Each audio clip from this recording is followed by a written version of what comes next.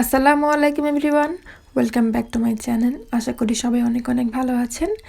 আজকে আমি আপনাদের সাথে একটি অমলেটের রেসিপি শেয়ার করব। আশা করছি আপনাদের কাছে ভালো লাগবে।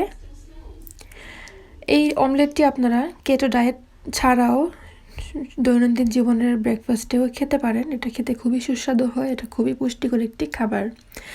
আমি এখানে কেটে নিয়েছি লাল ও সবুজ ক্যাপসিকাম, আর আছে লাল পেঁয়াজ। তো ইচ্ছে করলে আপনারা এখানে ক্যাপসিকামের পরিবর্তে স্প্রিং অনিয়ন বা পেঁয়াজের যে কলি পাওয়া যায় সেটা এবং টমেটো ইউজ করতে পারেন। আর লাল সবুজ মিলে কিন্তু খুব সুন্দর একটা কালার আসে। তো আমি এখানে আমার পছন্দ অনুযায়ী রেড এবং গ্রিন ক্যাপসিকাম আর অনিয়ন দিয়ে দিয়েছি। এখন দিয়ে দিয়েছি একটু গোলমরিচের গুঁড়া, আপনারা চাইলে কাঁচামরিচ দিতে পারেন। আর আমি দিয়ে দিয়েছি স্বাদ মতো লবণ। এখানে 2টি ডিমও দিয়ে দিয়েছি। এখন সব কিছু একসঙ্গে মিক্স করে নিব। সব কিছু একসঙ্গে মিক্স করে নেওয়ার পরে আমি এখন একটা প্যানের মধ্যে দিয়ে দিয়েছি বাটার 1 টেবিল চামচ পরিমাণ। এখন আমি বাটারের মধ্যে সেই মিশ্রণটা দিয়ে দিয়েছি। এখন এটাকে আমি ঢেকে একটু রান্না করব। যখন উপরের দিকটা অনেকটা হয়ে আসবে সেই পর্যায়ে আমি দিয়ে দিয়েছি চিজ। এটা হচ্ছে মোজারেলা চিজ গ্রেট করাটা।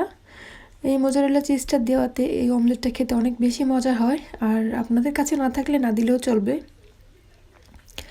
তো চিজটা দেওয়ার পর আমি আবার এটাকে ঢেকে দিচ্ছি। আপনারা যদি চিজ না দেন তাহলে উল্টে দিতেও পারেন। তো চিজটা দেওয়ার পর আমি যখন ঢেকে দিয়েছিলাম এটা কিছুটা গলে গিয়েছে। এখন আমি এটাকে একটু ফোল্ড করে দিব, মানে একটু ভাঁজ করে দিব, এতে করে দুদিক থেকে হিট লেগে এটা ভালো করে হয়ে যাবে। তো দেখতেই পাচ্ছেন কত সুন্দর একটা কালার এসেছে আমার এই অমলেটটার মধ্যে।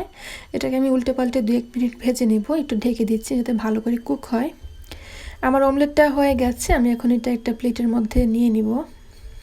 আর আজকের ব্রেকফাস্টে আমি অমলেটের সাথে খাবো শসা আর ব্লুবেরি।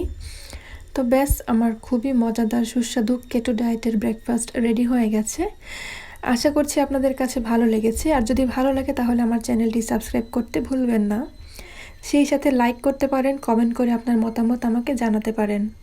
আর নিত্য নতুন ভিডিওর জন্য আমার চ্যানেলটি অবশ্যই সাবস্ক্রাইব করে আমাকে সাপোর্ট করবেন।